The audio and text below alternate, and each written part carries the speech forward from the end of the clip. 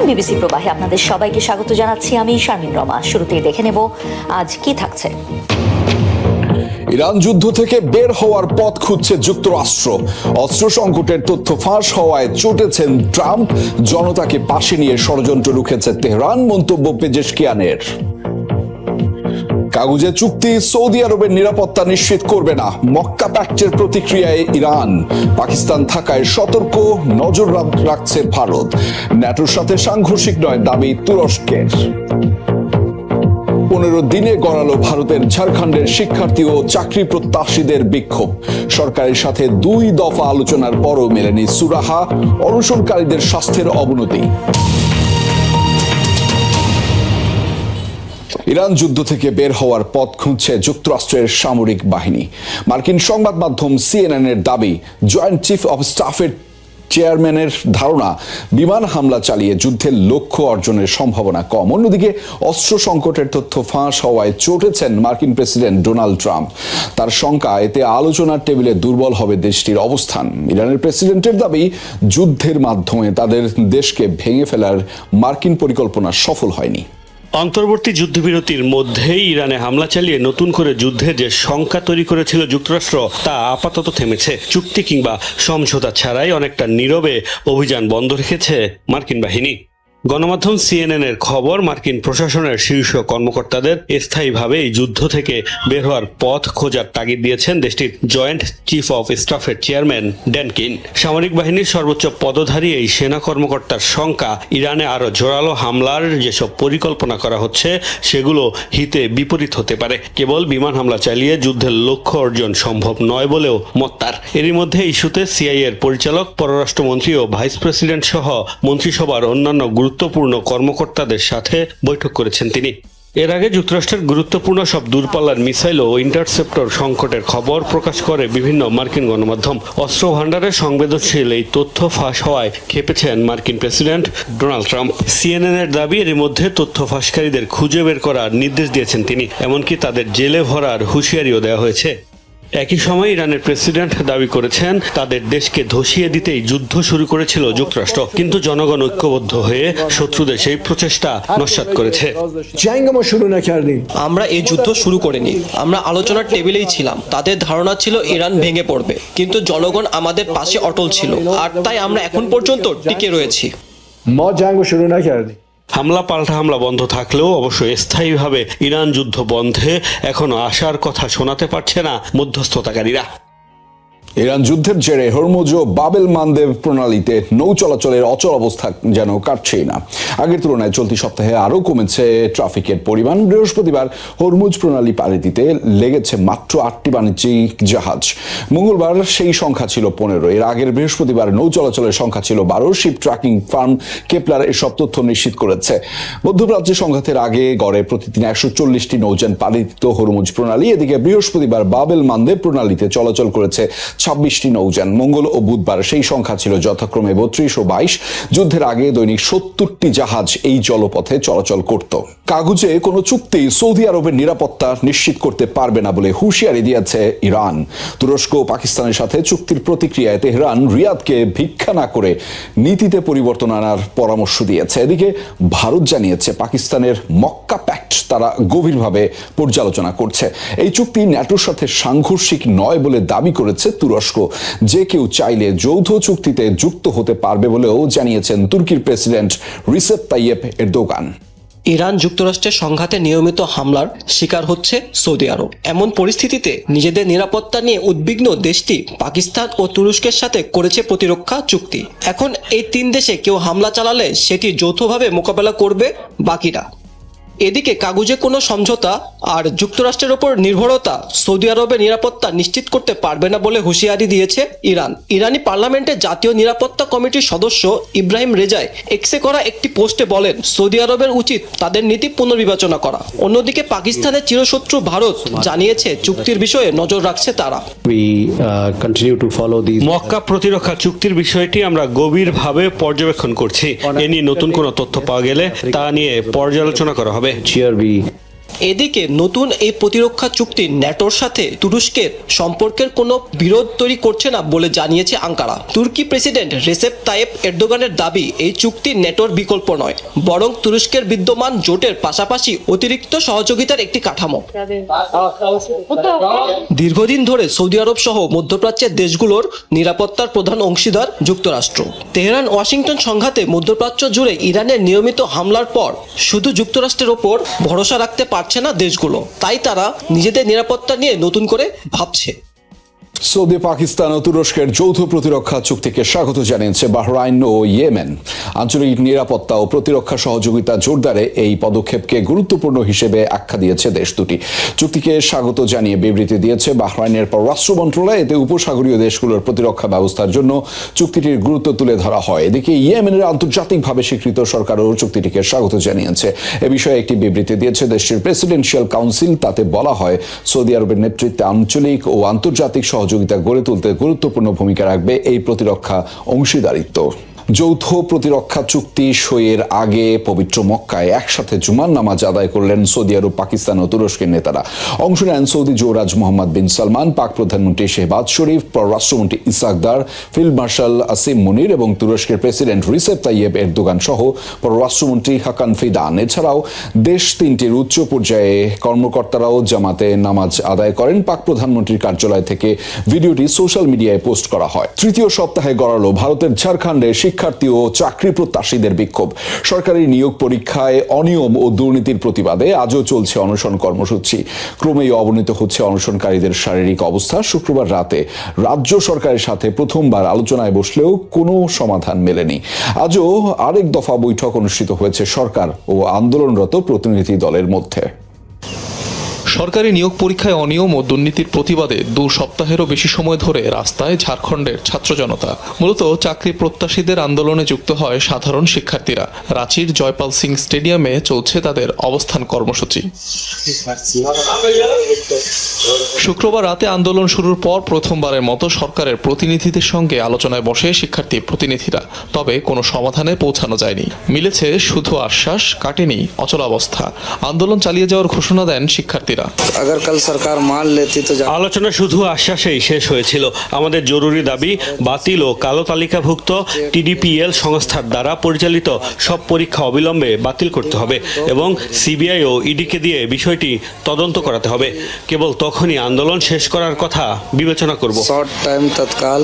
শনিবারও state guest হাউসে 8 সদস্যের শিক্ষার্থী প্রতিনিধি দলের সাথে বৈঠক হয় প্রশাসনের। এদিকে সপ্তাহ ধরে অনশনের ফলে ক্রমেই অবনতির দিকে যাচ্ছে শিক্ষার্থীদের শারীরিক অবস্থা। দিন দিন স্বাস্থ্যগত সমস্যা বাড়ছে। গতকাল কিছুটা ভালো বোধ করছিলাম, কিন্তু আজ অবস্থা আরো খারাপ। যে ডক্টর ने तो রাত শরীরটা বেশ খারাপ লাগছিল। মনে হচ্ছে এই সংগ্রাম আরো কিছুদিন চলবে। আশা করি সরকার আমাদের উদ্বেগগুলো শুনবেন। 5 জুলাই প্রকাশিত হয় ঝাড়খণ্ডের পাবলিক সার্ভিস কমিশনের প্রিলিমিনারি পরীক্ষার ফল। এতে প্রশ্ন ফাঁস ছাড়াও 50 লাখ থেকে 1 কোটি রুপিতে পোস্ট বিক্রির গুরুতর অভিযোগ ওঠে। আন্দোলনের জেরে 25 থেকে 27 জুলাইয়ের পূর্ব নির্ধারিত জেপিএসসির লিখিত পরীক্ষা স্থগিত হয়ে যায়। কয়েকদিনের সংঘর্ষে তুলকালাম পরিস্থিতি তৈরি হয়েছে শ্রীলঙ্কার একাধিক কারাগারে। মৃত্যু হয়েছে কমপক্ষে 3 বন্দীর, আহত অন্তত 23 জন। জেল থেকে পালিয়েছে প্রায় অর্ধশত কয়েদি। সহিংসতার পেছনে মাদক চক্রগুলোর দ্বন্দ্বকে দায়ী করছে কর্তৃপক্ষ। তবে অতিরিক্ত বন্দির চাপ আর বিচারাধীন মামলার দীর্ঘ জটে এই সংকট তৈরি হয়েছে বলে দাবি মানবাধিকার কর্মীদের। বাইরে নয়, কারাগারের ভেতরেই যেন বিস্ফোরিত হচ্ছে শ্রীলঙ্কার অপরাধ জগতের সংঘাত। একের পর এক জেলে দাঙ্গা, সংঘর্ষ, প্রাণহানি। কারাগারের ভেতর তুলকালাম। কেউ উঠছেন ছাদে, কেউ ছুটছেন খোলা জায়গায়। বন্দীদের পাথর নিক্ষেপে কোণঠাসা কারারক্ষীরা। কোথাও নিরাপত্তা বেষ্টনী ভেঙে কয়েদিদের বের হওয়ার চেষ্টা। শুক্রবারের এই দৃশ্য শ্রীলঙ্কার নেগম্বো কারাগারের। পরিস্থিতি নিয়ন্ত্রণে নামাতে হয়েছে বিপুল সংখ্যক পুলিশ ও দাঙ্গা নিয়ন্ত্রণকারী বিশেষ বাহিনী। টিয়ার গ্যাস ছুড়েও বেগ পেতে হয়েছে সংঘাত বন্ধে। এর আগে রাজধানী কলম্বোর নিউ ম্যাগাজিন কারাগার থেকে বেরিয়ে পড়ে প্রায় 40 বন্দী। পুলিশের অভিযানে নিহত হয় 1 জন। কুরুভিতা কারাগারে আরেক দাঙ্গায় প্রাণ যায় আরো 2 জনের। 2 ঘটনায় আহত 23 জন হাসপাতালে চিকিৎসাধীন। সম্প্রতি মাহারা কারাগারেও ঘটেছে প্রাণঘাতী সংঘর্ষ। 1 মাস আগেই নেগম্বো জেলের সংঘর্ষে 10 কারা কর্মকর্তা ও 20 বন্দী নিহত হন। কর্তৃপক্ষের দাবি, এসব সহিংসতার নেপথ্যে রয়েছে মাদক চক্রগুলোর দ্বন্দ্ব। কারা ব্যবস্থা দুর্বল করতে পরিকল্পিত ষড়যন্ত্রের আশঙ্কাও করছে প্রশাসন। গোয়েন্দা তথ্য ও তদন্ত প্রতিবেদন থেকে সন্দেহ করার মতো যথেষ্ট কারণ রয়েছে। কারাগারে ঘটে যাওয়া সব ঘটনা সামগ্রিকভাবে দেখলে কারাগার ব্যবস্থাকে দুর্বল করার একটি পরিকল্পিত প্রচেষ্টার ইঙ্গিত পাওয়া যায়। তবে পূর্ণাঙ্গ তদন্তের পরই এ বিষয়ে নিশ্চিতভাবে বলা যাবে। তবে শুধু অপরাধ চক্রের দ্বন্দ্ব নয়, সাম্প্রতিক অস্থিরতা নতুন করে সামনে আনছে শ্রীলঙ্কার কারাগারগুলোয় অতিরিক্ত ভিড়ের বিষয়টি। মাত্র 10,000 বন্দির ধারণ ক্ষমতার কারাগারগুলোতে বর্তমানে বন্দির সংখ্যা 39,000-এর ওপর, অর্থাৎ প্রায় 4 গুণ বেশি। বন্দীদের বড় একটি অংশই বিচারাধীন। দেশটিতে বর্তমানে 10 লাখের বেশি মামলা বিচারাধীন। পরিস্থিতি এতটাই ভয়াবহ যে মামলার জট কমাতে সুপ্রিম কোর্টের বিচারকদের মেয়াদ 2 বছর বাড়াতে সংবিধান সংশোধনের পরিকল্পনা করছে সরকার। যুক্তরাষ্ট্রের সিনেটে পাশ হয়েছে রাশিয়ার বিরুদ্ধে নিষেধাজ্ঞা সংক্রান্ত নতুন বিল, যার আওতায় রাশিয়া থেকে তেল বা গ্যাস ক্রয়কারী শীর্ষ 5 দেশের উপর 100% শুল্ক আরোপের ক্ষমতা পাবেন প্রেসিডেন্ট ডোনাল্ড ট্রাম্প। এই তালিকার অন্যতম 2 দেশ ভারত ও চীন। তাই নতুন করে 100% মার্কিন শুল্ক আরোপের হুমকির মুখে দেশ দুটি। রাশিয়ার তেল গ্যাসের শীর্ষ ক্রেতা বাকি 3 দেশ হল আজারবাইজান, হাঙ্গেরি ও স্লোভাকিয়া। শুক্রবার মার্কিন সিনেটে 86 থেকে 11 ভোটে পাশ হয়েছে বিলটি। এর আওতায় নতুন করে কঠোর নিষেধাজ্ঞা দেওয়া হবে রুশ প্রেসিডেন্ট ভ্লাদিমির পুতিন সহ শীর্ষ সামরিক নেতাদের উপর। অবরোধের কবলে পড়বে রুশ জ্বালানি ও তেল ট্যাঙ্কারগুলো। বিলে শুল্ক আরোপের পাশাপাশি ছাড়ের ব্যবস্থাও রয়েছে। যেসব দেশ রাশিয়া থেকে 15% কম জ্বালানি আমদানি করবে তাদের জন্য থাকবে এই বিশেষ সুবিধা। এবার মার্কিন প্রতিনিধি পরিষদে বিলটি অনুমোদিত হলে ইরানের উপর নিষেধাজ্ঞা বাড়বে 2031 সাল পর্যন্ত। হোয়াইট হাউসে মার্কিন প্রেসিডেন্ট ডোনাল্ড ট্রাম্পের $40 কোটি বলরুম নির্মাণ কাজ বন্ধ রাখার নির্দেশ দিয়েছেন যুক্তরাষ্ট্রের একটি ফেডারেল আপিল আদালত। শুক্রবার দেশটির ন্যাশনাল ট্রাস্ট ফর হিস্টোরিক প্রিজার্ভেশনের করা এক মামলায় এই রায় দেওয়া হয়েছে। ওয়াশিংটন ভিত্তিক আদালতটি রায়ে জানিয়েছে, হোয়াইট হাউসে বড় ধরনের স্থাপনা নির্মাণের মতো সিদ্ধান্ত এককভাবে প্রেসিডেন্টের নির্বাহী ক্ষমতার আওতায় পড়ে না। এই ধরনের পরিবর্তনের অনুমোদন দেওয়ার ক্ষমতা কংগ্রেসের। ট্রাম্প প্রশাসনকে সুপ্রিম কোর্টে আপিলের সুযোগ দেওয়ার লক্ষ্যে রায় 14 দিনের জন্য স্থগিত রেখেছেন আদালত। এদিকে আদালতের রায়কে জাতীয় নিরাপত্তার জন্য হুমকি আখ্যা দিয়ে ক্ষোভ ঝেড়েছেন ডোনাল্ড ট্রাম্প। ন্যাটোভুক্ত দেশগুলোতে আগামী কয়েক বছরের মধ্যে রাশিয়া হামলা চালাতে পারে বলে অভিযোগ যুক্তরাষ্ট্রের। সাম্প্রতিক মার্কিন গোয়েন্দা সংস্থার বরাতে এই তথ্য জানিয়েছে সিএনএন।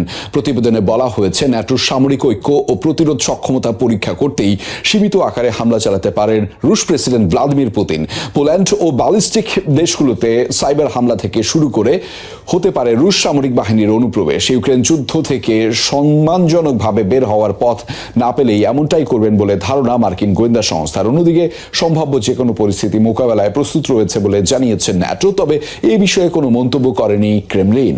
চীনের আগ্রাসন এবং যে কোনো সংঘাতপূর্ণ পরিস্থিতি মোকাবেলায় বার্ষিক মহড়া চালালো তাইওয়ান। যুদ্ধ পরিস্থিতিতে দ্রুত ফাইটার জেট উড্ডয়নের কৌশল শেখানো হয় তাতে। তাছাড়া রানওয়ে ক্ষতিগ্রস্ত হলে কিভাবে দ্রুত সচল করা সম্ভব সেই উপায়ও দেখায় বিমান বাহিনী। মহড়ায় বলা হয়, সত্যি যুদ্ধ বেঁধে গেলে বেসামরিকদের সাহায্য নেওয়া হবে। হ্যাঙ্গারে রাখা আছে পৃথিবীর অন্যতম ফাইটার মিরাজ 2000। অন্যদিকে বিমান বিধ্বংসী ক্ষেপণাস্ত্র উড়োজাহাজের ডানায় যুক্ত করতে ব্যস্ত একদল সেনা। মাত্র কয়েক মিনিটের মধ্যেই মিসাইল সহ উড্ডয়নের জন্য পুরোপুরি প্রস্তুত উড়োযানটি।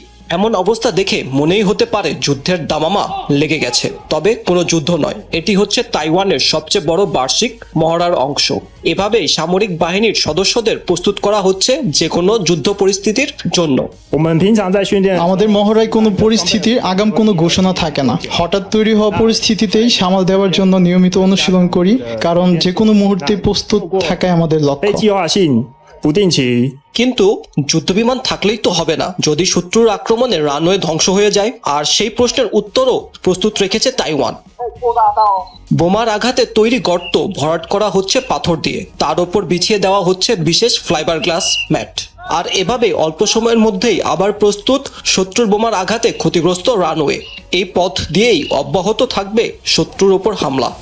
全准备，那可能会 যুদ্ধের সময় এতটা প্রস্তুতির সুযোগ থাকবে না, তাই আগে থেকেই সরঞ্জাম প্রস্তুত রাখা এবং সেনাবাহিনীর সঙ্গে বেসরকারি দলের সমন্বয়ে দ্রুত রানওয়ে মেরামতের অনুশীলন করছে। 造车机动员的一个 বহু বছর ধরে চীন তাইওয়ানকে নিজেদের ভূখণ্ড বলে দাবি করে আসছে। নিয়মিতই তাইওয়ানের সমুদ্র ও আকাশসীমা বেজিং লঙ্ঘন করছে বলে অভিযোগ। এই অবস্থায় ভবিষ্যতে যে কোনো সংঘাতে নিজেদের প্রস্তুত রাখতেই এমন মহড়ার আয়োজন করছে দেশটি। এই মহড়ায় শুধু যুদ্ধের প্রস্তুতি নয়, এটি একটি রাজনৈতিক বার্তাও। তাইওয়ানের দখল যে সহজ হবে না তাই বিশ্বকে জানান দিচ্ছে দেশটি। যুক্তরাষ্ট্রের শিকাগোর একটি ফিউনারেল হোম থেকে উদ্ধার করা হয়েছে অর্ধশতাধিক গলিত মরদেহ। শেষকৃত্য না করে মরদেহগুলো স্তূপ করে রাখা হয়েছিল, এতে তীব্র দুর্গন্ধ ছড়িয়ে পড়েছিল আশপাশের এলাকায়। চাঞ্চল্যকর এই ঘটনায় ক্ষোভ ছড়িয়েছে স্থানীয়দের মাঝে। যুক্তরাষ্ট্রের ইলিনয় অঙ্গরাজ্যের সাউথ শিকাগো চ্যাপেল। মৃত্যুর পর শেষকৃত্যের জন্য প্রিয়জনদের মরদেহ এখানেই রেখে যেতেন আশেপাশের বাসিন্দারা। শেষকৃত্য তো দূরের কথা, অযত্ন আর অবহেলায় দিনের পর দিন পড়েছিল 50টিরও বেশি মরদেহ। স্তূপ করে দীর্ঘদিন মরদেহগুলো রেখে দেয়ায় একসময় পচন ধরে ছড়িয়ে পড়ে তীব্র দুর্গন্ধ। আশেপাশের মানুষের জন্য বসবাসী কষ্টসাধ্য হয়ে ওঠে। স্থানীয়দের দাবি, বারবার অভিযোগ জানানো হলেও গুরুত্ব দেয়নি কর্তৃপক্ষ। অবশেষে বৃহস্পতিবার ফিউনারেল হোমটিতে অভিযান চালায় পুলিশ। এই দুর্গন্ধ নতুন কিছু নয়, প্রায়ই সপ্তাহান্তে শেষকৃত্যের সময় বাজে গন্ধ ছড়ায়। আমার মাঝে মাঝে বমি পায় এই গন্ধে।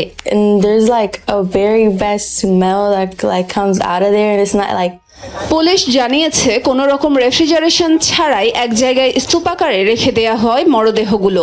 সংরক্ষণের জন্য ব্যবহার করা হয়নি কোনো রাসায়নিকও। ফিউনারেল হোমটির এমন অমানবিক কাণ্ডে ছড়িয়েছে ক্ষোভ।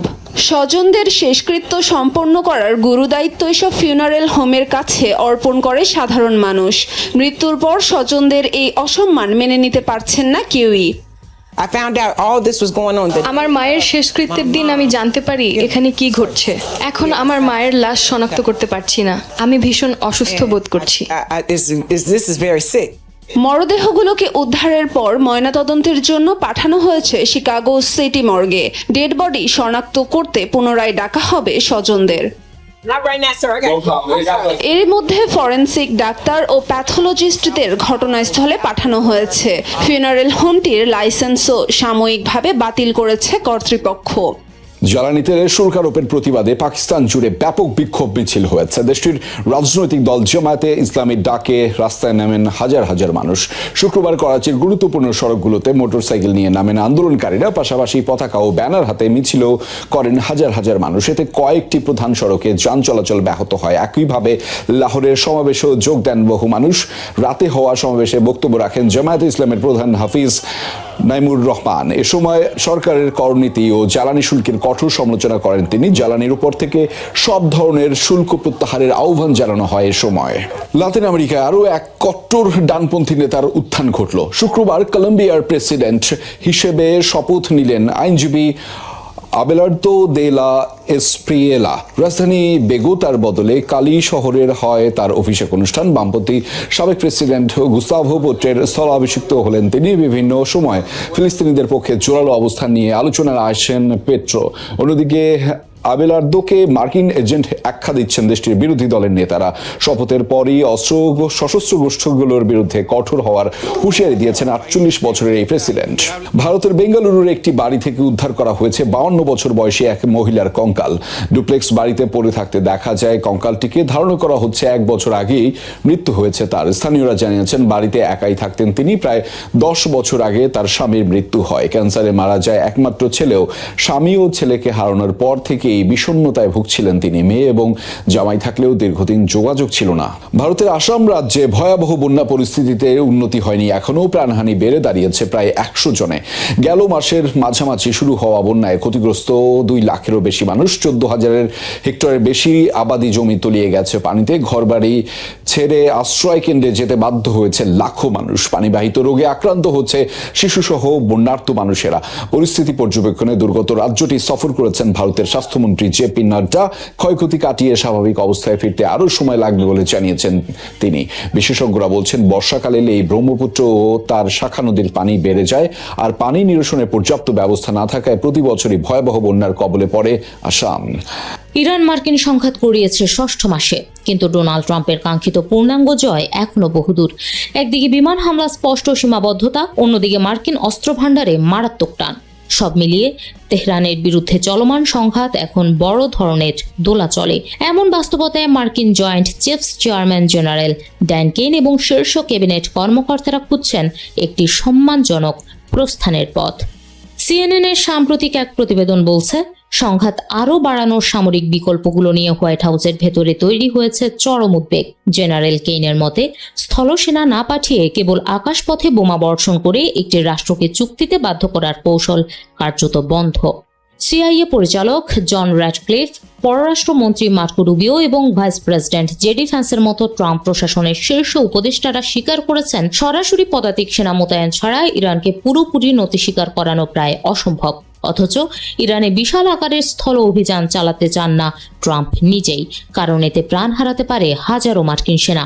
অন্যদিকে সংঘাত দীর্ঘায়িত হওয়ায় বিপাকে পড়েছে পেন্টাগন।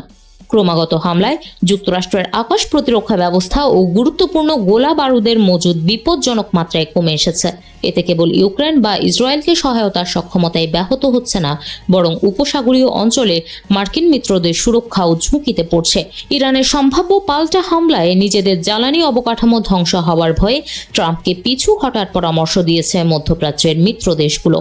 ইরানের সেতু, ড্রোন কেন্দ্র বা বিদ্যুৎ কেন্দ্রে নতুন করে আঘাত হানার মতো কার্যকর লক্ষ্যবস্তুও এখন সীমিত। সামরিক বিশ্লেষকদের মতে, দেশটির জ্বালানি খাত ধ্বংসের চেষ্টা করলে তেহরানের শাসন ব্যবস্থা দুর্বল হওয়ার বদলে উল্টো সাধারণ ইরানিদের মধ্যে প্রচণ্ড মার্কিন বিরোধী মনোভাব জেগে উঠতে পারে। সব দিক বিবেচনা করে শীর্ষ জেনারেলরা এখন ট্রাম্পকে একটি বিকল্প সমাধানের দিকে ধাবিত করার চেষ্টা করছেন। উদ্দেশ্য একটাই, মার্কিন বাহিনীর সামরিক সীমাবদ্ধতা আড়াল করে এমন একটি কূটনৈতিক বা কৌশলগত পথ বের করা যা সংঘাত থামানোর পাশাপাশি প্রেসিডেন্ট ট্রাম্পকে জনগণের সামনে অত্যন্ত একটি প্রতীকী জয় দাবি করার সুযোগ এনে দেবে। মধ্যপ্রাচ্যে যুদ্ধের উত্তাপ যখন একের পর এক দেশের নিরাপত্তা হিসাব বদলে দিচ্ছে, তখন মক্কা থেকে এলো গুরুত্বপূর্ণ ঘোষণা। মার্কিন নির্ভরতা কাটিয়ে এবং ক্রমবর্ধমান আঞ্চলিক নিরাপত্তার কথা মাথায় রেখে একসঙ্গে হাত মিলিয়েছে বিশ্বের অন্যতম প্রভাবশালী 3টি মুসলিম রাষ্ট্র, সৌদি আরব, তুরস্ক এবং পাকিস্তান। মক্কায় সৌদি যুবরাজ মোহাম্মদ বিন সালমান, তুরস্কের প্রেসিডেন্ট রিসেপ তাইয়েপ এরদোয়ান এবং পাকিস্তানের প্রধানমন্ত্রী শাহবাজ শরীফের মধ্যে অনুষ্ঠিত এক উচ্চ পর্যায়ের বৈঠকে স্বাক্ষরিত হয়েছে একটি যুগান্তকারী যৌথ প্রতিরক্ষা চুক্তি। মক্কা যৌথ প্রতিরক্ষা চুক্তি অনুযায়ী এই 3 দেশের যে কোনো একটির ওপর সশস্ত্র হামলা হলে সেটি 3 দেশের ওপর হামলা হিসেবে ধরা হবে। অর্থাৎ চুক্তিটি অনেকটা ন্যাটোর মতো। 3 দেশের যে কোনো একটির ওপর হামলা হলে অন্য 2 দেশও তার পাশে দাঁড়াবে। তবে কোন পরিস্থিতিতে কোন দেশ সামরিকভাবে অন্য দেশের পাশে দাঁড়াবে, চুক্তিতে এই বিষয়টি এখনো পরিষ্কার নয়। তুরস্কের এক কর্মকর্তা রয়টার্সকে বলেছেন, এটি পুরোপুরি আত্মরক্ষামূলক চুক্তি, কোনো নির্দিষ্ট দেশকে লক্ষ্য করে এই জোট গড়া হয়নি। এই চুক্তির সময়টাও বেশ তাৎপর্যপূর্ণ। 28 ফেব্রুয়ারি যুক্তরাষ্ট্র ও ইসরায়েল ইরানে হামলা চালানোর পর সৌদি আরব সহ উপসাগরীয় দেশগুলোতে হামলা চালায় তেহরান ও তার মিত্ররা। এতে হরমুজ প্রণালী ও লোহিত সাগরের মতো গুরুত্বপূর্ণ নৌপথে তেল পরিবহন ও বাণিজ্য ব্যাহত হয়। তাই সৌদি আরবের জন্য নতুন নিরাপত্তা ব্যবস্থা এখন আগের চেয়ে বেশি গুরুত্বপূর্ণ। তেহরান অবশ্য এই নতুন জোটকে ভালো চোখে দেখছে না। ইরানের জাতীয় নিরাপত্তা কমিশনের সদস্য ইব্রাহিম রেজাই বলেছেন, তুরস্ক ও পাকিস্তানের সঙ্গে কাগজে কলমের চুক্তি সৌদি আরবকে নিরাপত্তা দিতে পারবে না। 3 দেশের লক্ষ্য এক নয়। সৌদি আরব চায় ইরান, ইসরায়েল, যুক্তরাষ্ট্র সংঘাতের মধ্যে নিজেদের নিরাপত্তা বাড়াতে। যেখানে যুক্তরাষ্ট্র ও ইসরায়েলের সঙ্গে ইরানের যুদ্ধ পুরো নিরাপত্তা কাঠামোকে নড়বড়ে করে দিয়েছে। পাকিস্তানের হিসাব আবার অন্যরকম। 2025 সালের মে মাসে ভারতের সঙ্গে দেশটির সংঘাতের পর সৌদির অর্থনৈতিক শক্তি ও তুরস্কের সামরিক সক্ষমতা ইসলামাবাদের জন্য বড় সহায়তা হতে পারে। পাশাপাশি ইরান যুক্তরাষ্ট্রের মধ্যে মধ্যস্থতা ও যুদ্ধবিরতিতে ভূমিকা রেখে পাকিস্তান আঞ্চলিকভাবে আরো গুরুত্বপূর্ণ হয়ে উঠেছে। নতুন এই জোট সেই প্রভাব আরো বাড়াতে পারে। তুরস্কের জন্য সবচেয়ে বড় সুযোগ প্রতিরক্ষা শিল্পে। বিশ্লেষকদের মতে যৌথ অস্ত্র উৎপাদন, প্রযুক্তি বিনিময়, সামরিক সরঞ্জাম কেনাকাটা ও সেনাবাহিনীগুলোর মধ্যে সমন্বয় বাড়ানোর মাধ্যমে তুরস্কের প্রতিরক্ষা শিল্প আরো শক্তিশালী হতে পারে। শুনতে সহজ হলেও এখানেই সবচেয়ে বড় প্রশ্ন। ধরা যাক ইয়েমেনের হুতিরা সৌদি আরবে হামলা চালালো, তাহলে কি তুরস্ক ও পাকিস্তানও ইয়েমেনের সামরিক অভিযান চালাবে? আবার পাকিস্তান ভারত সংঘাত শুরু হলে সৌদি আরব ও তুরস্ক কি পাকিস্তানের হয়ে যুদ্ধে নামবে? চুক্তিতে এসব প্রশ্নের সরাসরি উত্তর নেই। বাস্তবে কোনো সংঘাত হলে তিন দেশকেই নিজেদের স্বার্থ, ঝুঁকি ও কূটনৈতিক সম্পর্ক বিবেচনা করে সিদ্ধান্ত নিতে হবে। তবে একটি বিষয়ে তিন দেশেই লাভবান হতে পারে, প্রতিরোধ ক্ষমতা। এখন তাদের উপর হামলার আগে প্রতিপক্ষকে ভাবতে হবে, কারণ হামলা হলে একসঙ্গে তিন দেশের শক্তির মোকাবিলা করতে হতে পারে। এখন প্রশ্ন, এই জোট কি আরো বড় হবে? মিশর, কাতার, সিরিয়া ও সংযুক্ত আরব আমিরাতকে সম্ভাব্য সদস্য হিসেবে ভাবা হচ্ছে।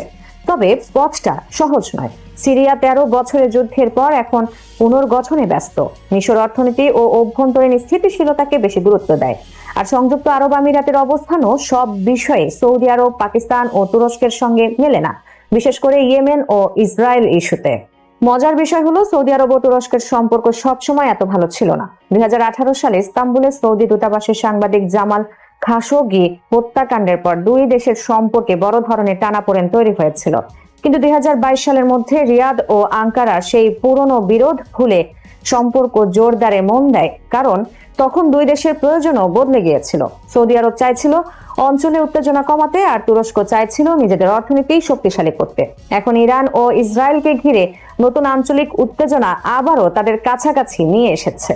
মক্কার চুক্তি সত্যি নতুন কোনো আঞ্চলিক শক্তির জন্ম দিচ্ছে কিনা তা এখনই বলা কঠিন। মধ্যপ্রাচ্যের ইতিহাস বলে, এখানে জোট যেমন দ্রুত তৈরি হয়, তেমনি স্বার্থ বদলালে তা ভেঙেও যায়।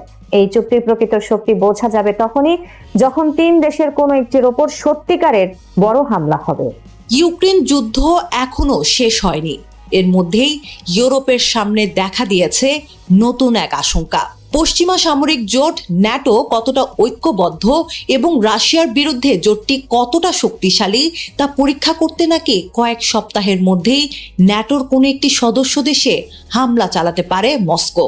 তবে সেই হামলা বড় আকারের যুদ্ধ নাও হতে পারে। মার্কিন কর্মকর্তাদের ধারণা, এখন থেকে 2029 সালের মধ্যে যে কোনো সময় রাশিয়া পূর্ব ইউরোপে সীমিত পরিসরে স্থল অভিযান কিংবা সাইবার হামলার মধ্য দিয়ে উত্তেজনা বাড়াতে পারে। তবে রাশিয়ার সম্ভাব্য হামলা নিয়ে মার্কিন গোয়েন্দাদের আগের মূল্যায়ন ছিল কিছুটা ভিন্ন। তখন ধারণা করা হয়েছিল, ইউক্রেন যুদ্ধে রাশিয়া জড়িয়ে থাকার কারণে প্রেসিডেন্ট ভ্লাদিমির পুতিন একই সময়ে অন্য কোনো দেশে হামলা চালানোর ঝুঁকি নেবেন না। কিন্তু নতুন মূল্যায়নে সেই ধারণা থেকে সরে এসেছে মার্কিন গোয়েন্দারা। রাশিয়ার সম্ভাব্য পরিকল্পনা নিয়ে এর আগেও সতর্কতা এসেছে।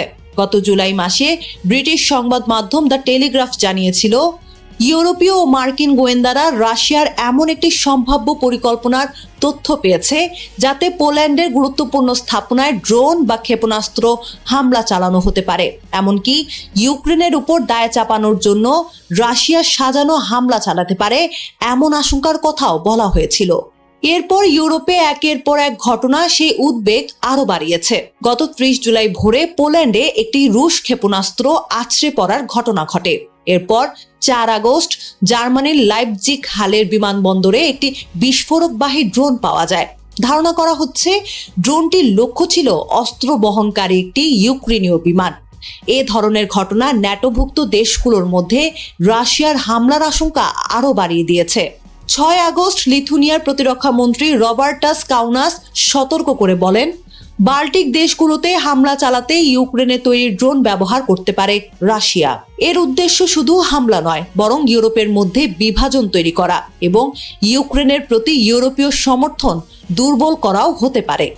একই দিনে যুক্তরাজ্যের প্রতিরক্ষা মন্ত্রী ওয়েস্ট স্ট্রিটিংও রাশিয়ার কর্মকাণ্ড নিয়ে সতর্ক করে বলেন, যুক্তরাজ্যের বিরুদ্ধে রাশিয়ার উস্কানির যে খবর সামনে আসছে তা বড় কোনো বিপদের সামান্য একটি অংশ মাত্র। এছাড়া স্ট্রিটিং গত জুলাই মাসে প্লাইমাউথের কাছে ইংলিশ চ্যানেলে রুশ যুদ্ধজাহাজ নিউস্ট্রা শিমির গোলাবর্ষণ মহড়ার কথা উল্লেখ করে এই মন্তব্য করেন। রাশিয়া সত্যিই ন্যাটোর কোনো দেশে হামলা চালাবে কিনা তা এখনো নিশ্চিত নয়।